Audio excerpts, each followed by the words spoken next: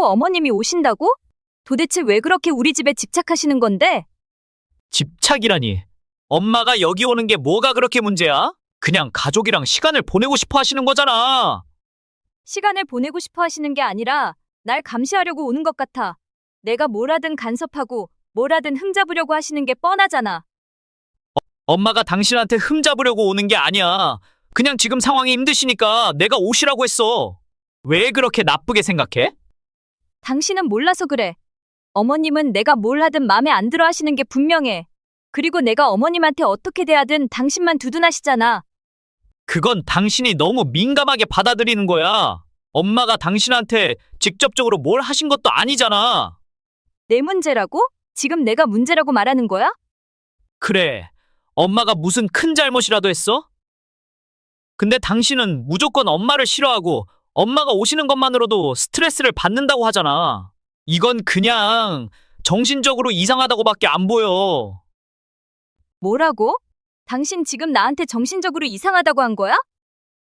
맞아. 엄마가 당신한테 뭘 그렇게 크게 잘못했는데 왜 이렇게까지 엄마를 미워해야 하는지 이해가 안 돼.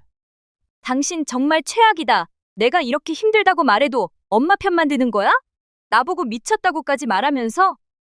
내가 지금 엄마 편을 드는 게 아니라 당신이 얼마나 비이성적으로 행동하는지 말하는 거야. 좋아. 그렇게 어머님이 좋으면 어머님이랑 살든가. 난 더 이상 참지 않을 거야.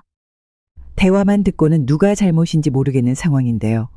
이 부부는 왜 어머님을 두고 왜 이렇게 싸움을 하는 걸까요? 며느리가 잘못된 걸까요? 아들이 잘못한 걸까요? 어떤 상황인지 이야기 들어보시죠. 안녕하세요. 서울에 사는 67세 한말자입니다. 지금은 남편이 세상을 떠난 후 홀로 지내고 있습니다. 남편이 남긴 따뜻한 추억들과 함께 많은 시간을 보내며 살았지만 최근 겪은 일들은 저에게 큰 상처로 남았습니다. 남편의 장례식에서 들었던 몇 마디가 가슴에 못 박혔습니다. 그리고 그날 이후로 아들과 며느리와의 관계에서도 깊은 갈등이 생겼습니다. 아들이 저를 걱정해 자신의 집에서 지내자고 했지만 며느리는 이를 받아들이지 않았습니다.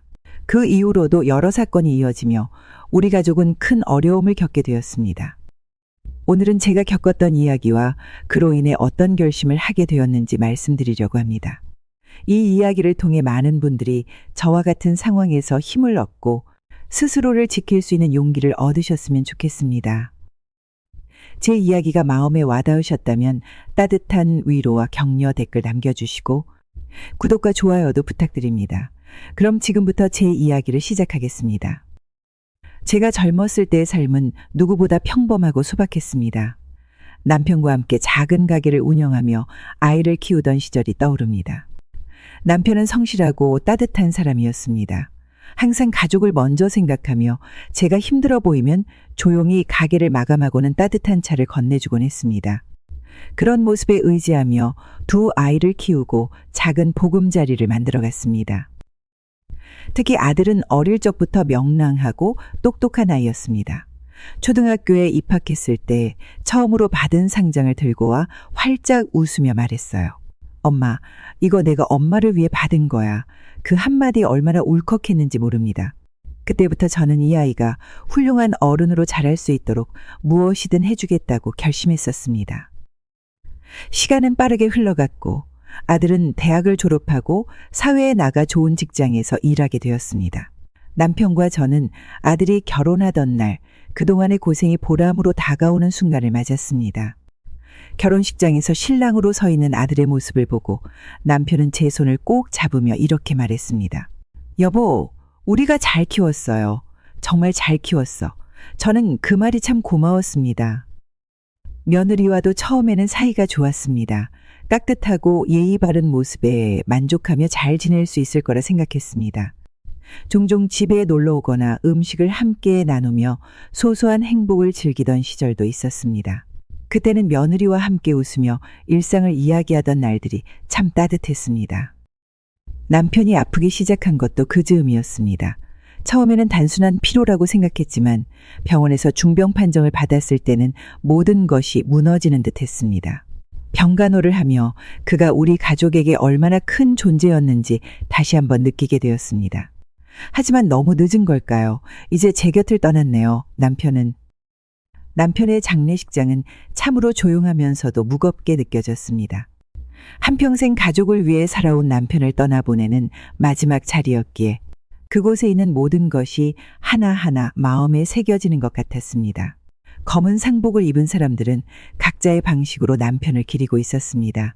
어떤 이들은 눈물을 흘리며 고개를 떨구었고 어떤 이들은 침묵으로 그의 삶을 추억했습니다. 저는 손님들에게 인사를 하며 연신 고개를 숙였습니다. 몸은 피곤했지만 마음은 더없이 무거웠습니다. 남편이 세상에 남긴 마지막 흔적을 지켜보는 그 시간이 고통스럽기도 했지만 저를 걱정하며 위로해주는 손길에 순간순간 눈물이 차올랐습니다. 그 사람들과 대화를 나누다 보면 남편이 참 많은 이들에게 소중한 사람이었다는 사실에 작은 위로를 얻기도 했습니다. 그렇게 조금씩 감정이 가라앉는 듯 했을 무렵 문득 뒤편에서 들려오는 소리가 귀를 스쳤습니다. 고개를 돌리지도 못한 채 저는 며느리의 목소리를 분명히 들었습니다. 문틈으로 스며든 대화를 우연히 듣게 되었는데 그 내용은 제게 큰 충격을 안겼습니다. 며느리와 사돈 나란히 앉아 대화를 나누고 있었습니다. 엄마, 장례비가 얼만 줄 알아? 비싸던데? 너무 부담스러워. 그러게 말이야. 이런 큰 돈이 이렇게 갑자기 들어갈 줄은 몰랐지? 그 말을 듣는 순간 손에 들고 있던 국자에서 힘이 빠져 국물이 조금 넘쳤습니다. 그 순간 귀에 들린 대화는 더 이어졌습니다. 이 정도면 조금 줄일 수도 있었던 거 아닌가 싶기도 하고 너무 과하게 한 것 같지 않아? 그렇지. 요즘은 간단히 하는 사람들도 많다던데 왜 이렇게 비싸게 하니? 지금은 사람 많으니까 나중에 다시 이야기하자. 누가 듣고 시어머니한테 말하면 나만 미움받으니깐. 그 순간 들고 있던 접시가 손에서 미끄러질 뻔했습니다. 심장이 철렁 내려앉는 느낌이 들었고 귀에 들리는 모든 소리가 멀어지며 며느리의 그 말만 또렷하게 맴돌았습니다. 눈앞에는 여전히 조문객들이 있었고 여느 때처럼 분주하게 오가는 모습이 보였지만 그 장면들이 마치 멀리서 바라보는 그림처럼 느껴졌습니다. 한평생 가족을 위해 헌신한 남편의 마지막 순간을 함께 기리는 자리에서 나온 그 한마디는 제게 상처가 아닌 상처로 꽂혔습니다. 장례식은 단순히 절차가 아니라 한 사람의 삶과 마지막 길을 기억하는 자리입니다. 그런데 그 자리에서 돈 이야기를 한다는 건 남편의 삶이 가진 의미를 무시당하는 것 같았습니다. 그 말은 제게 단순히 비용 문제가 아니라 남편을 향한 진심의 부족함으로 다가왔습니다. 며느리가 그 말을 하는 동안 주변 사람들은 눈치만 볼 뿐 누구도 아무 말도 하지 않았습니다. 그 침묵이 오히려 더 큰 울림으로 다가왔습니다. 누군가가 저를 대신에 나서주길 바랐지만 누구도 그 자리를 깨뜨리려 하지 않았습니다. 그저 며느리의 이야기가 지나가기를 바라는 듯한 분위기 속에서 저는 혼자 싸워야 했습니다. 마음속 깊이 억누르려 해도 치밀어 오르는 감정을 도저히 가라앉힐 수 없었습니다. 그날 밤 장례식이 끝난 후에도 그 말은 머릿속에서 떠나지 않았습니다. 무심한 듯 던진 한마디였을지라도 저에겐 남편과의 지난 세월과 그가 남긴 모든 것을 부정당한 느낌이었습니다. 슬픔과 분노가 교차하며 가슴이 먹먹해졌습니다. 저는 밤새도록 침대에 누워 남편과 함께 보낸 시간을 떠올렸습니다. 함께한 세월 속에서 그는 가족을 위해 단 한 번도 뒤로 물러서지 않았습니다.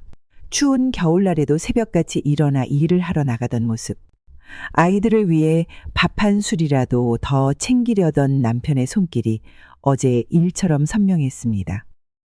그런 남편을 보내는 자리에서 들었던 그 말은 너무도 차갑고 현실적이어서 제게는 더 큰 상처로 남았습니다.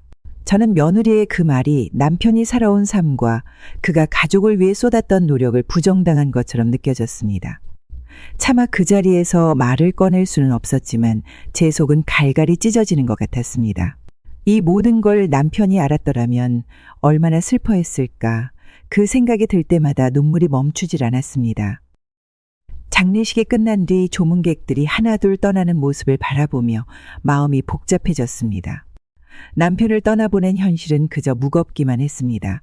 장례식이란 것이 한 사람의 삶을 마무리 짓는 과정이라지만 제게는 남편이 여전히 함께 있는 것 같은 착각 속에서 한 발 더 현실로 밀려나는 순간처럼 느껴졌습니다.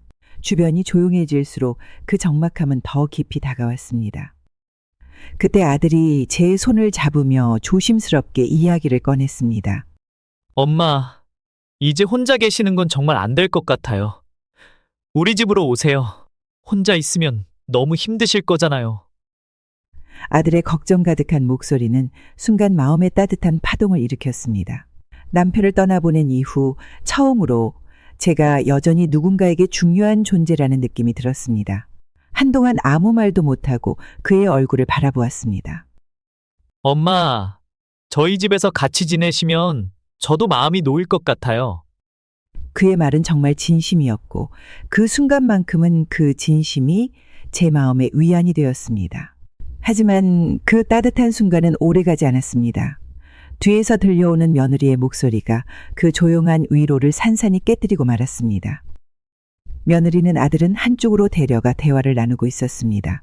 낮게 깔린 그녀의 목소리가 이상하리만큼 또렷하게 들려왔습니다. 여보, 난 정말 별로야. 같이 지내는 건 너무 부담스러울 것 같아. 내가 모든 걸 신경 써야 할 텐데 그럴 여유가 없어.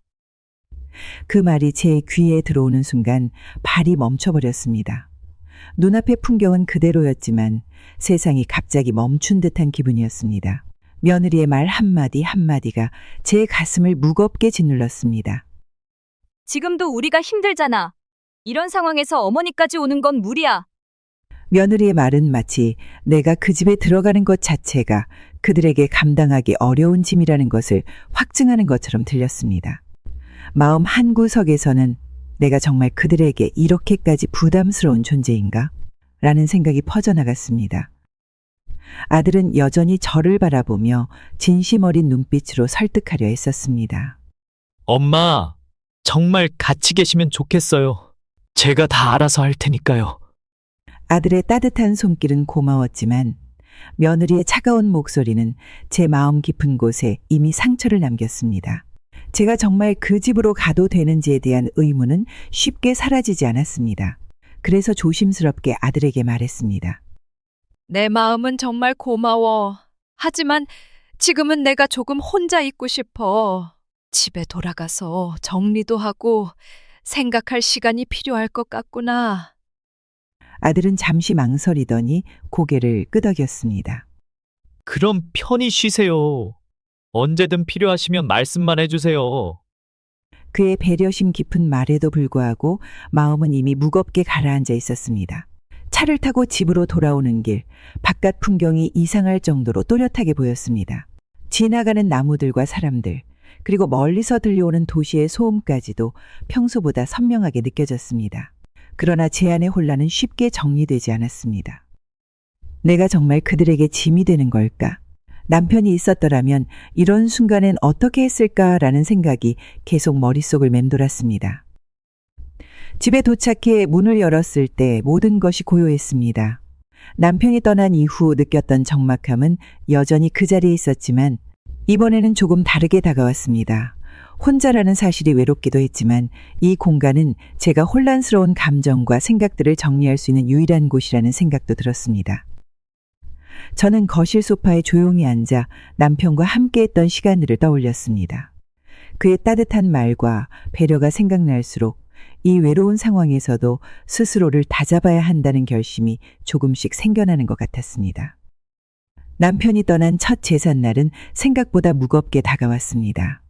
그가 가족을 위해 평생을 바쳤던 사람이었기에 이날은 단순히 제사를 지내는 것 이상의 의미가 있었습니다. 가족들이 함께 모여 그를 기억하고 그의 빈자리를 나누고 싶었습니다. 하지만 준비 과정에서부터 예상치 못한 상황이 이어졌습니다. 아들에게 제사 준비를 함께 하자고 부탁했을 때 아들은 미안한 목소리로 출장 일정이 겹쳤다고 했습니다. 엄마, 출장 날짜랑 제삿날이 겹쳐서 이번엔 못 갈 것 같아요. 정말 죄송해요. 그 말을 들었을 때 저는 실망스럽긴 했지만 출장이라는 사정이 이해되지 않을 만큼 무리한 부탁은 아니었습니다. 대신 며느리가 도와줄 거라고 기대하며 며느리에게 부탁했습니다. 하지만 며느리의 반응은 제가 예상했던 것과는 많이 달랐습니다. 어머님, 제가 꼭 가야 할까요? 요즘 일이 너무 많아서 제사를 챙길 여유가 없어요. 사실 이런 건 가까운 분들이 하시면 되는 거 아닌가요? 그 말을 듣는 순간 가슴이 철렁 내려앉는 기분이었습니다. 며느리의 말투는 예의가 없었던 건 아니었지만 그 속에는 제사를 중요하게 생각하지 않는 태도가 담겨 있는 듯 했습니다. 또 제게 느껴지는 낯선 거리감이 저를 더 슬프게 했습니다. 그렇지만 한편으로는 며느리의 입장이 이해되기도 했습니다. 젊은 부부가 일과 삶의 균형을 맞추며 살아가는 것이 얼마나 고단한지 알고 있기에 그저 서운한 마음만 품는 것이 옳지 않다는 생각이 들었습니다. 저는 스스로를 다독이며 이렇게 생각했습니다. 며느리가 바쁜 와중에도 최선을 다하고 있겠지. 그리고 제사라는 것이 젊은 세대에게는 어쩌면 무겁게 느껴질 수도 있잖아. 나만이 그렇게 깊이 느끼는 건지도 몰라. 그럼에도 불구하고 남편을 떠나보낸 첫 제사를 혼자 준비한다는 생각은 쉽사리 익숙해지지 않았습니다. 집안일을 하며 남편의 사진을 바라볼 때마다 가슴 한구석이 쓸쓸했습니다. 남편은 항상 가족이 하나로 모여야 한다고 말하던 사람이었기에 이번 제사를 혼자 준비하는 것이 그를 배신하는 것처럼 느껴지기도 했습니다. 제삿날 아침, 저는 일찍 일어나 시장을 보고 음식을 준비하며 하루를 보냈습니다. 혼자 상을 차리는 일이 쉽지는 않았지만 마음을 다잡으며 제사를 준비했습니다. 거실에 놓인 남편의 사진이 제게 조용히 말을 건네는 것 같았습니다. 괜찮아. 당신이 혼자여도 난 여전히 여기에 있어. 제사를 마치고 남편의 사진 앞에 앉아 조용히 기도했습니다.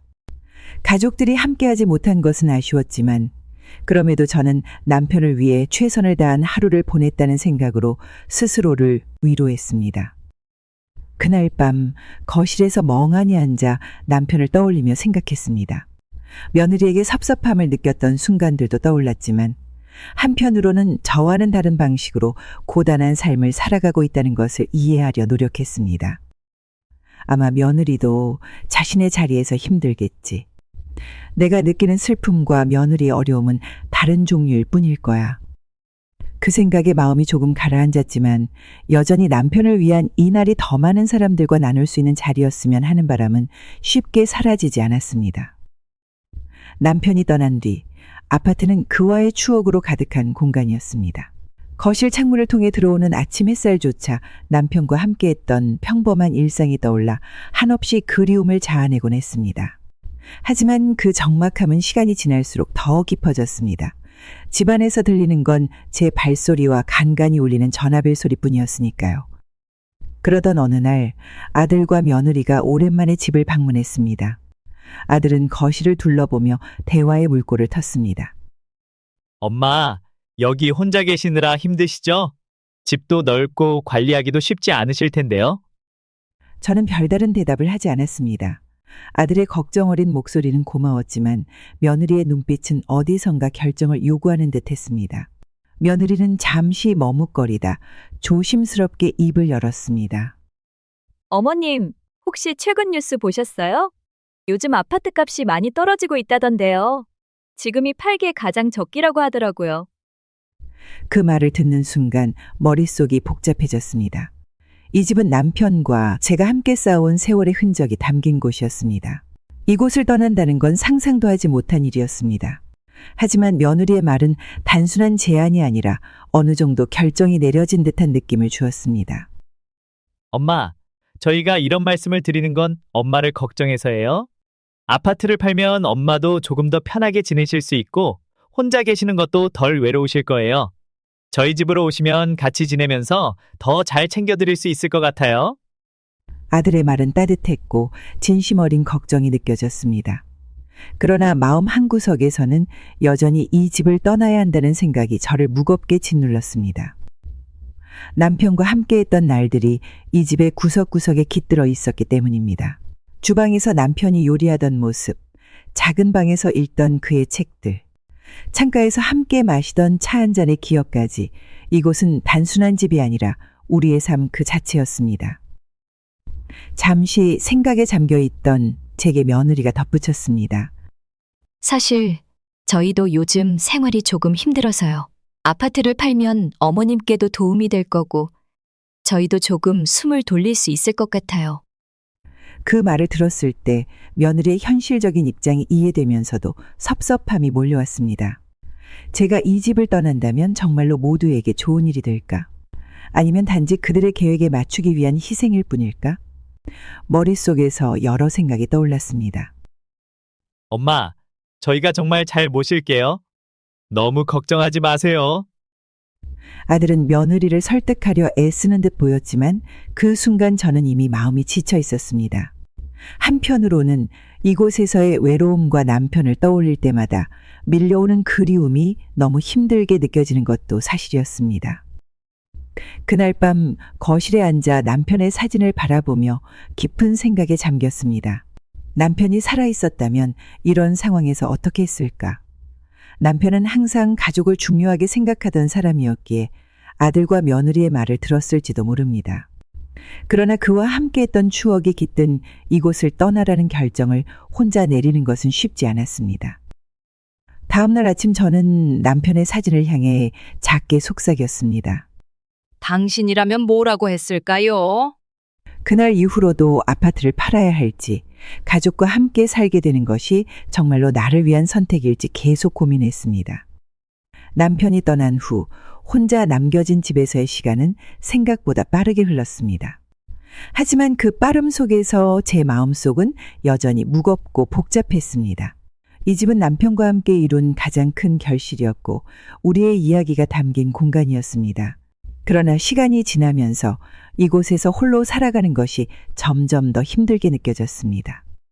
어느 날 저녁 뉴스를 보다가 익숙한 단어가 제 귀를 사로잡았습니다. 서울 지역 아파트 가격이 지속적으로 하락하고 있습니다.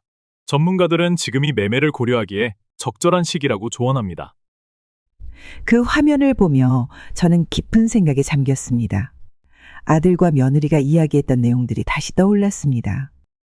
어머님, 지금 아파트를 파시면 좋은 조건으로 정리할 수 있을 것 같아요. 나중에는 후회하실 수도 있으니까요. 그때는 그 말을 듣고 속이 상하기도 했습니다. 아파트를 판다는 건 남편과의 모든 흔적을 떨쳐내는 것처럼 느껴졌기 때문입니다. 하지만 시간이 지나고 보니 이 말에는 저를 걱정하는 마음과 현실적인 조언이 담겨 있었던 것 같았습니다. 저는 거실에 앉아 뉴스를 다시 떠올리며 스스로에게 물었습니다. 내가 이 집을 계속 지키는 것이 과연 나에게 좋은 선택일까? 라는 질문이 머릿속을 떠나지 않았습니다. 이 집에 남편과의 추억이 가득하다는 건 분명하지만 혼자 머무르며 매일 그리움 속에 갇혀 있는 것이 과연 올바른 길인지 의문이 들기 시작했습니다. 그날 밤 집안을 한 바퀴 돌아보았습니다. 거실 한쪽에 놓인 소파, 주방에서의 따뜻한 순간들, 그리고 작은 방에 남아있는 남편의 책들까지 모든 것이 기억으로 남아 있었습니다. 그러나 저는 깨달았습니다. 그 기억은 단순히 집안에 있는 물건에만 묶여 있는 것이 아니라 제 마음속에 깊이 새겨져 있다는 사실을요. 다음 날 아침 저는 아들에게 전화를 걸어 결정을 알렸습니다. 아파트를 팔기로 했어. 나도 이제 새로운 곳에서 시작해 볼 생각이야. 아들은 처음엔 놀란 듯 했지만 이내 밝은 목소리로 대답했습니다. 정말요, 엄마? 잘하셨어요. 엄마가 이렇게 결심해 주셔서 저희도 마음이 놓여요. 그 말을 듣는 순간 제 결정이 옳았다는 확신이 조금 더 생겼습니다. 남편을 떠나보낸 후 처음으로 제 삶에 변화를 주는 결정을 스스로 내렸다는 점이 저에게도 새로운 용기를 주었습니다. 아파트를 팔기로 한 뒤 집을 정리하는 과정은 쉽지 않았습니다. 남편과 함께했던 물건들을 하나씩 정리하며 그와 나눈 시간을 다시 되새기게 되었습니다. 그러나 그 과정 속에서도 저는 눈물 대신 미소를 떠올리려 했었습니다. 남편이 지금 이 순간 저를 지켜보고 있다면 그 역시 제가 과거에 머물기보다는 앞으로 나아가길 바랐을 것이라는 믿음이 있었기 때문입니다. 며칠 뒤 중개인과 상담을 마치고 집으로 돌아왔을 때 거실에 앉아 혼자 생각했습니다. 이 집을 떠나는 것이 남편과의 추억을 잃는 것이 아니라 그 추억을 품은 채 새로운 삶을 시작하는 일이라는 것을 깨닫게 되었습니다. 저는 남편의 사진을 바라보며 조용히 말했습니다. 당신과 함께했던 날들 덕분에 나는 더 강해졌어요. 이제는 나를 위한 새로운 시간을 시작하려고 해요. 어디서든 날 응원해 줄 거라 믿어요. 그 순간 마음속에 무거운 짐이 조금 가벼워지는 것 같았습니다. 아들의 집으로 이사한 첫 주는 생각보다 평온하게 흘러갔습니다. 아들은 아침마다 먼저 나와 따뜻한 인사를 건네주었고 며느리는 바쁜 와중에도 차 한 잔을 내오며 저와 소소한 대화를 나누었습니다. 손주들이 방 안을 뛰어다니며 웃음소리를 내는 모습을 보고 있으면 이 집에서의 새로운 생활이 꽤 괜찮을 것 같다는 생각이 들었습니다. 처음에는 모든 것이 조심스러웠습니다. 새로운 환경에서 적응하기 위해 애를 쓰던 제 모습이 생각납니다. 설거지를 도우려 하면 며느리는 어머님 앉아 계세요. 저희가 다 할게요 라고 말하며 손사래를 쳤습니다. 그 모습이 고맙기도 하고 동시에 조금 미안한 마음도 들었습니다. 하지만 그렇게 밝았던 분위기는 오래가지 않았습니다. 이사 온 지 일주일쯤 지났을 때부터 집안의 공기가 조금씩 변하는 것이 느껴졌습니다. 어느 날 밤 방에서 책을 읽고 있던 중 멀리서 들려오는 두 사람의 목소리에 고개를 들었습니다. 처음에는 조용히 이야기를 나누는 것 같았지만 대화는 점점 언성이 높아지는 쪽으로 흘러갔습니다. 왜 매번 나한테만 뭐라고 하는 건데? 나도 최선을 다하고 있다고 했잖아. 최선을 다한다고 말만 하면 다야? 나는 당신이 행동으로 보여줬으면 좋겠어. 목소리가 방 안으로 울려 퍼질 때마다 가슴이 철렁 내려앉는 기분이 들었습니다.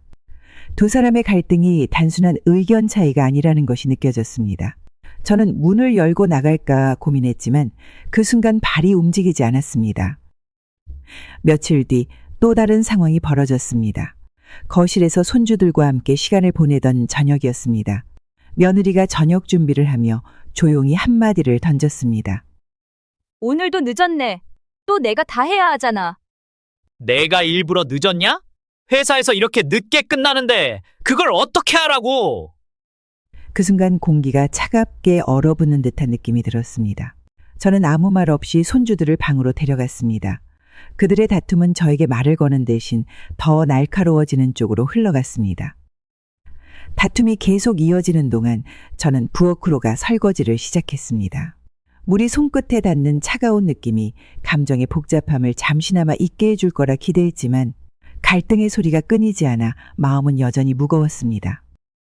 저는 두 사람의 다툼 속에서 여러 가지 감정을 느꼈습니다. 며느리가 느끼는 피로와 불만도 이해가 됐습니다. 그녀는 일과 가사를 혼자 감당하며 매일 지쳐있는 듯 보였습니다. 아들의 입장도 이해할 수 있었습니다. 회사에서 늦게까지 일하고 돌아온 상황에서 가정에서 또다시 불만을 들어야 하는 그의 피로감도 충분히 공감이 갔습니다. 그러나 그 모든 이해에도 불구하고 저는 그들 사이에서 어떤 역할도 하지 못하는 제 자신이 무력하게 느껴졌습니다. 가족으로서 돕고 싶었지만 그들의 관계를 어떻게든 풀어낼 수 있을 거라는 확신이 서지 않았습니다. 그날 밤 저는 방에서 홀로 앉아 깊은 생각에 잠겼습니다. 이곳에서의 제자리는 어디일까? 가족의 중심에 서서 도와주는 어른으로 남을 수 있을까? 아니면 그저 조용히 지켜보는 것이 더 나은 선택일까? 그런 고민들이 끝없이 이어졌습니다. 며칠 후 또 다른 다툼이 벌어졌습니다. 이번에는 며느리가 집안일에 대해 불만을 제기하며 아들은 자신도 최선을 다한다고 맞섰습니다. 저는 거실에서 그 소리를 듣고도 아무것도 하지 못한 채 손주들을 데리고 방으로 들어갔습니다. 아이들이 눈치라도 채면 어쩌나 싶어 조용히 책을 읽어주며 마음을 진정시키려 했습니다. 아이들이 잠들고 난 뒤 거실로 나와 앉아보니 집안의 적막감이 한층 무겁게 느껴졌습니다. 저는 스스로에게 물었습니다. 과연 내가 이 집에서 행복하게 지낼 수 있을까? 아니면 내가 가족들에게 짐이 되고 있는 걸까? 손주와 함께 시간을 보내는 것은 저에게 큰 기쁨이었습니다. 아이가 뛰어다니며 웃을 때마다 그 웃음소리가 마치 집안의 공기를 따뜻하게 만들어주는 것 같았습니다. 그날도 손주와 놀이터에 갔습니다. 아이들은 밝은 햇살 아래에서 뛰어놀았고 손주는 가장 좋아하는 미끄럼틀로 달려갔습니다. 조심히 올라가야 해. 천천히. 알겠지? 손주는 제 말에 고개를 끄덕이며 미끄럼틀 위로 올라갔습니다. 꼭대기에 도달한 아이가 저를 향해 손을 흔들며 활짝 웃는 모습을 보며 저도 모르게 미소가 지어졌습니다. 하지만 그 순간 갑자기 아이가 중심을 잃고 아래로 떨어졌습니다. 모든 것이 느리게 흘러가는 듯 느껴졌습니다. 아이가 땅에 떨어지자 저는 놀라서 자리에서 뛰어나갔습니다. 괜찮니? 어디 많이 아프니? 떨리는 손으로 손주를 안아 올렸을 때 아이의 팔에서 피가 흐르고 있는 것을 보았습니다. 손주는 눈물을 뚝뚝 흘리며 울기 시작했고 저는 아이를 달래며 최대한 빨리 집으로 돌아가야겠다고 생각했습니다. 집에 도착해 문을 열자 며느리가 부엌에서 나왔습니다. 손주의 팔에서 흐르는 피를 본 그녀의 표정이 순식간에 차갑게 굳었습니다. 이게 뭐예요? 대체 무슨 일이 있었던 거죠? 저는 당황한 나머지 제대로 말도 하지 못한 채 상황을 설명했습니다. 놀이터에서 미끄럼틀을 타다가 넘어졌어. 내가 곁에서 보고 있었는데 그만. 하지만 며느리의 반응은 제가 예상했던 것과는 완전히 달랐습니다.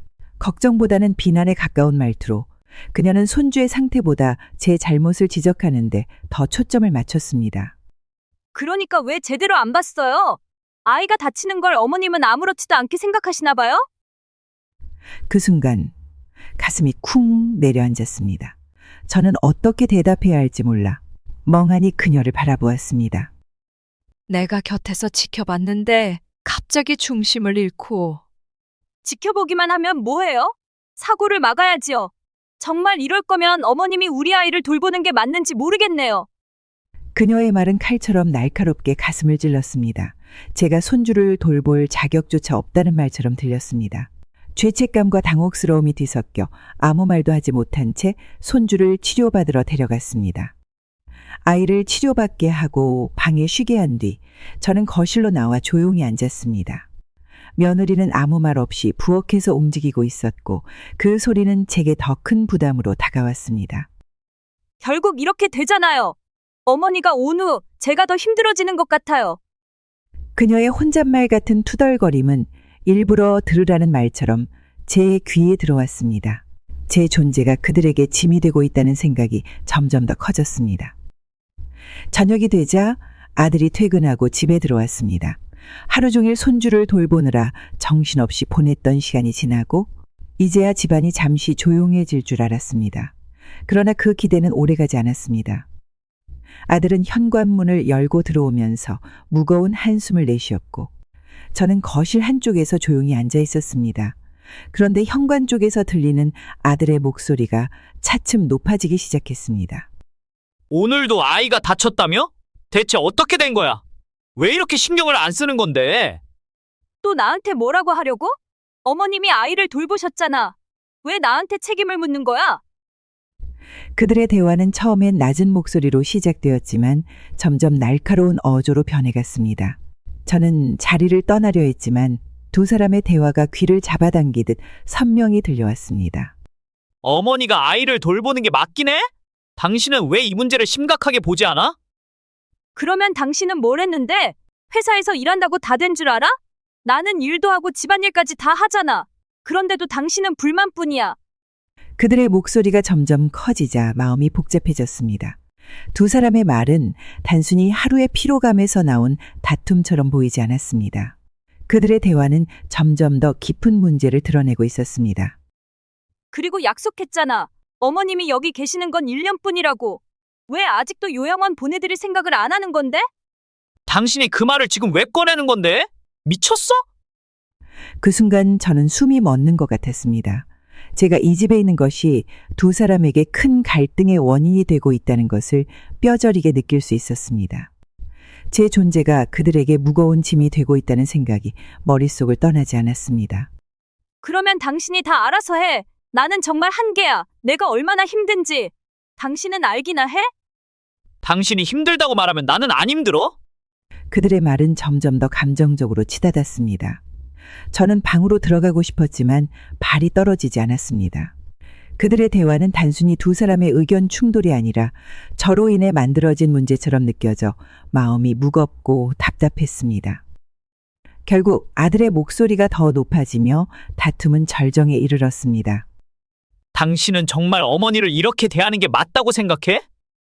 내가 이렇게 말할 수밖에 없게 만든 건 당신이야.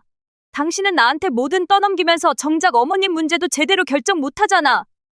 저는 거실 한쪽에서 조용히 앉아 있었습니다. 눈앞에 보이는 가족 사진 속 남편의 미소가 순간적으로 떠올랐습니다. 그가 있었다면 이런 상황은 벌어지지 않았을 것 같았습니다. 남편의 따뜻함과 배려가 두 사람 사이에 차가운 벽을 녹여줄 수 있었을 텐데 지금은 그 역할을 해줄 사람이 없다는 현실이 더욱 깊게 다가왔습니다.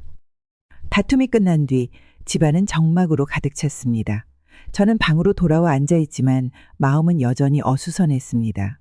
손주를 돌보던 일부터 시작된 작은 갈등이 이렇게까지 커진 것을 보며 제 존재가 이 집에 도움이 되는지 아니면 짐이 되는지 다시 한번 스스로에게 물어보지 않을 수 없었습니다. 며칠 밤을 뒤척이며 고민했습니다. 아들과 며느리가 다투는 소리가 아직도 귀에서 떠나지 않았습니다. 제가 이 집에 머무는 것이 과연 맞는 선택인지 계속해서 스스로에게 물었습니다. 그러던 중 남편이 남긴 오래된 서류를 정리하다가 작은 봉투 하나를 발견했습니다. 봉투 안에는 시골 마을의 땅 문서가 들어 있었습니다. 이런 게 있었던 걸 왜 이제야 알게 됐을까? 땅 문서를 손에 든 순간 남편이 떠올랐습니다. 생전에는 한 번도 이야기하지 않았던 땅이지만 그의 마음이 이 문서를 통해 전해지는 것 같았습니다. 남편은 아마도 저를 위한 마지막 배려로 이 땅을 준비해 둔 것이겠죠. 며느리가 방으로 들어오면서 제 손에 들린 문서를 보았습니다.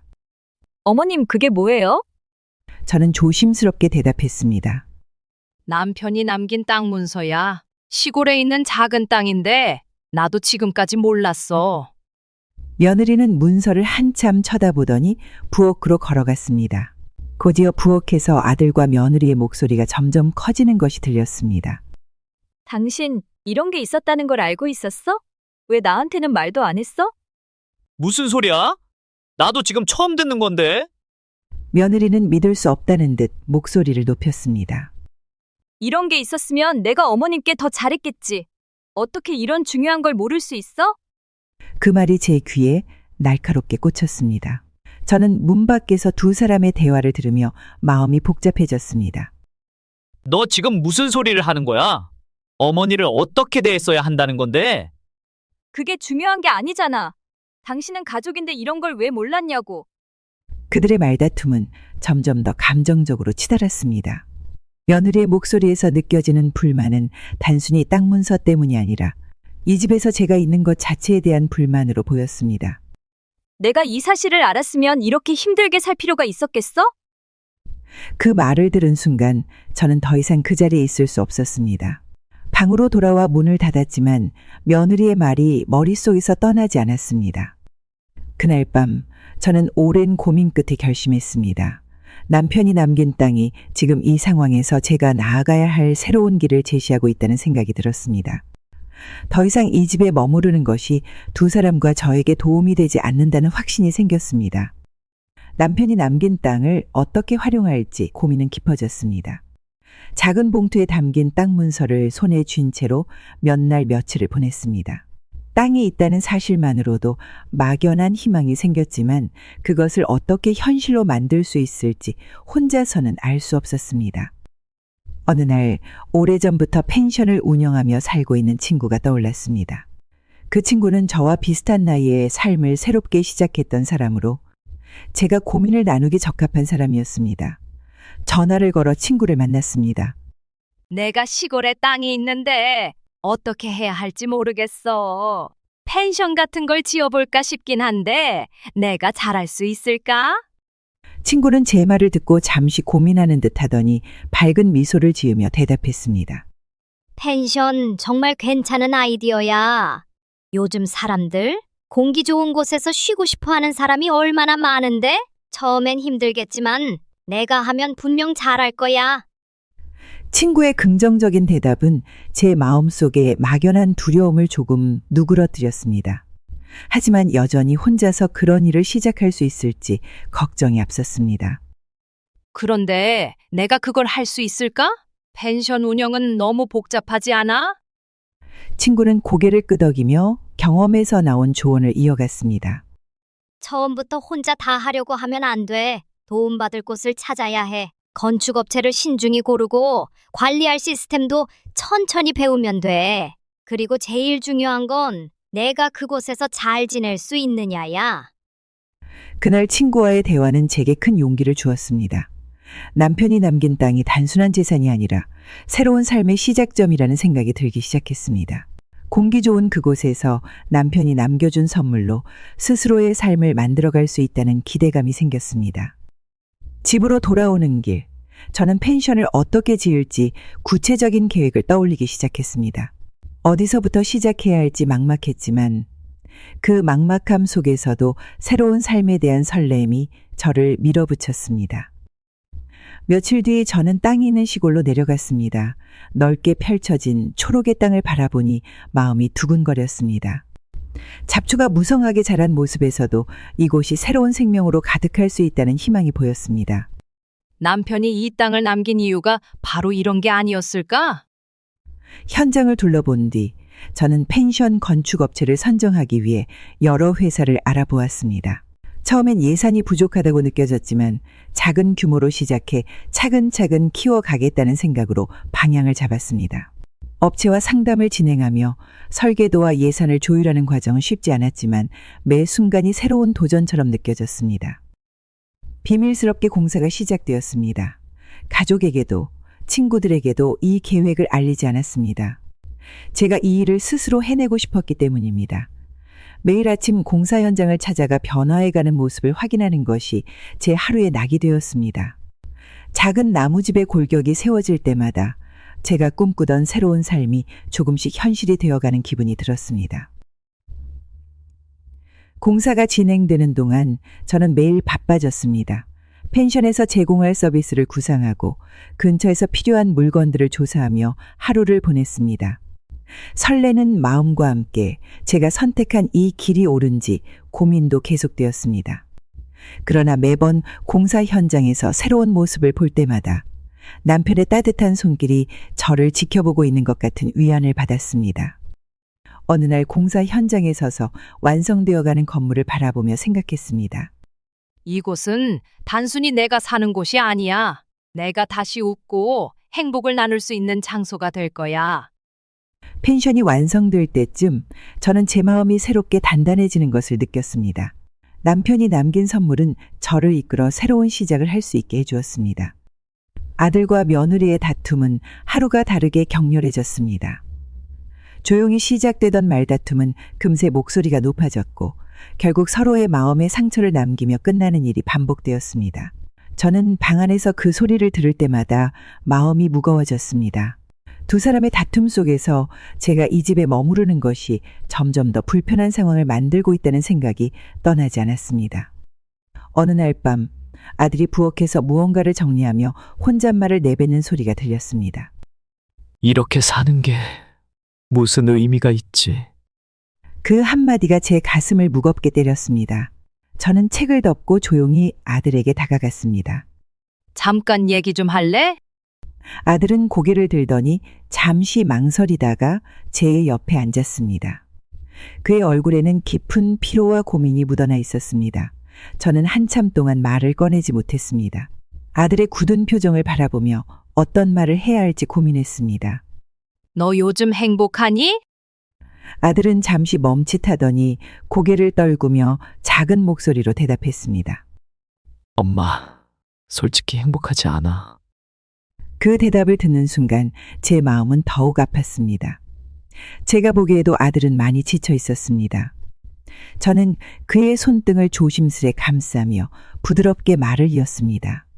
엄마는 네가 행복했으면 좋겠어. 내가 웃는 모습을 보는 게 내게는 가장 큰 기쁨이야. 그런데 지금 내 모습을 보면 너무 힘들어 보인다. 아들은 고개를 들지 않았습니다. 하지만 그의 손끝이 미세하게 떨리는 것이 보였습니다. 저는 그의 어깨에 손을 올리며 천천히 말을 이었습니다. 꼭 답을 지금 내려야 하는 건 아니야. 하지만 너 자신에게 물어봐야 해. 내가 정말로 원하는 건 뭔지, 그리고 무엇이 너를 행복하게 만들 수 있을지 말이야. 아들은 조용히 고개를 끄덕였습니다. 그날 이후 아들은 자신과 며느리의 관계를 진지하게 돌아보기 시작했습니다. 두 사람은 서로를 위해 최선을 다했지만 그 결혼 생활이 이제는 서로에게 상처만 남긴다는 결론에 도달했습니다. 결국 두 사람은 이혼을 결정했습니다. 아들이 이혼 서류를 정리하던 날, 저는 그의 얼굴에서 복잡한 감정을 읽을 수 있었습니다. 안타까움과 후회, 그리고 약간의 안도감까지 섞여 있는 듯 보였습니다.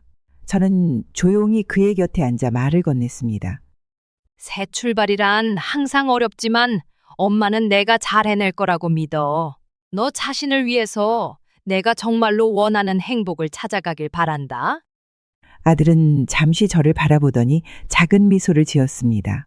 그 미소는 오랜만에 보는 아들의 진심 어린 표정이었습니다.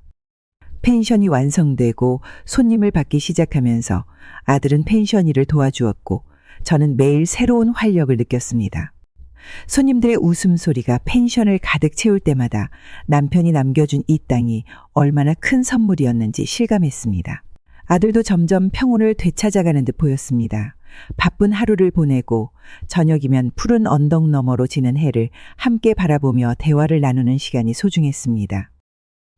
그러던 어느 날 부엌에서 갑작스럽게 무거운 소리가 들렸습니다. 놀란 마음으로 달려가 보니 아들이 바닥에 쓰러져 있었습니다. 순간 머릿속이 새하얘졌습니다. 괜찮니? 정신 좀 차려봐. 아들의 얼굴은 창백했고 땀방울이 이마를 타고 흐르고 있었습니다. 저는 손이 떨리며 급히 휴대폰을 찾아 구급차를 불렀습니다. 우리 아이가 쓰러졌어요. 빨리 와주세요. 구급차가 도착하기까지의 시간은 끝없이 길게 느껴졌습니다. 아들의 모습을 바라보며 눈물이 흐르는 것을 막을 수 없었습니다. 그의 숨소리는 불규칙했고 온몸에 힘이 빠져 보였습니다. 저는 그의 손을 꼭 붙잡고 애타게 구급차가 오기만을 기다렸습니다. 병원에 도착하자 의사들은 곧바로 검사에 들어갔습니다. 그동안 저는 복도로 나와 서성이며 초조하게 기다렸습니다. 마음속에는 남편의 모습이 떠올랐습니다. 남편이 갑작스레 쓰러졌던 날의 기억이 떠올랐습니다. 병원에서 심장병을 진단받고 그 후로 긴 시간 동안 병과 싸워야 했던 그의 모습이 머릿속을 스쳤습니다. 몇 시간이 지나고 의사가 결과를 들고 나왔습니다. 환자는 심장질환이 있습니다. 유전적 요인이 강한 것으로 보입니다. 평소 스트레스를 줄이고 무리한 일을 피해야 돼요. 꾸준한 관리를 필수적으로 하시고요. 그 말을 듣는 순간 마음속에 무거운 돌덩이가 내려앉는 것 같았습니다. 남편이 그 병으로 고통받았던 시간이 떠올랐고 이제 아들마저 같은 고통을 겪게 될지도 모른다는 생각에 두려움이 엄습했습니다. 병실로 들어가니 아들이 천천히 눈을 뜨며 저를 바라보았습니다. 그 얼굴에는 미안함과 걱정이 뒤섞여 있었습니다. 엄마, 나 때문에 또 걱정하게 해서 미안해. 저는 그의 손을 꼭 잡으며 대답했습니다. 미안해할 일이 아니야. 엄마가 더 미안하다. 네가 이렇게 힘들었는데도 몰랐어. 이제 절대 무리하지 마라. 엄마가 곁에 있을 테니까. 아들의 눈가에 눈물이 맺혔습니다. 저는 그의 머리를 쓰다듬으며 다짐했습니다. 이젠 아들이 절대 혼자 아파하지 않도록 항상 그의 곁에서 함께 하겠다고 말입니다. 그날 이후로 저는 펜션 일의 대부분을 혼자 맡기로 했습니다. 아들은 가벼운 일만 하며 쉬도록 했고 매일 일정한 시간에 약을 챙기고 건강관리를 돕는 일이 제 하루의 우선순위가 되었습니다. 펜션은 여전히 손님들로 북적이었지만 이제는 그 속에서 조용히 서로를 돌보는 시간이 더 많아졌습니다. 아들도 점차 건강을 되찾으며 새로운 일상에 적응하기 시작했습니다. 매일 저녁 우리는 펜션의 푸른 들판에 앉아 바람을 느끼며 대화를 나눴습니다. 엄마, 여기 있으니 마음이 많이 편해졌어. 정말 고마워. 엄마가 더 고맙다. 네가 옆에 있어줘서. 저희는 이제 둘이 의지하며 살아가고 있습니다. 아들의 이혼은 마음이 아프지만 행복이 최고라고 생각하니까요. 단 하루를 살아도 행복하게 사는 게 답 아니겠습니까? 여러분은 어떠십니까? 지금 행복하게 살고 계십니까? 여러분의 행복을 늘 바라고 응원하겠습니다. 내용이 좋으셨다면 구독과 좋아요, 댓글 잊지 말아주세요. 오늘도 행복하게 화이팅입니다.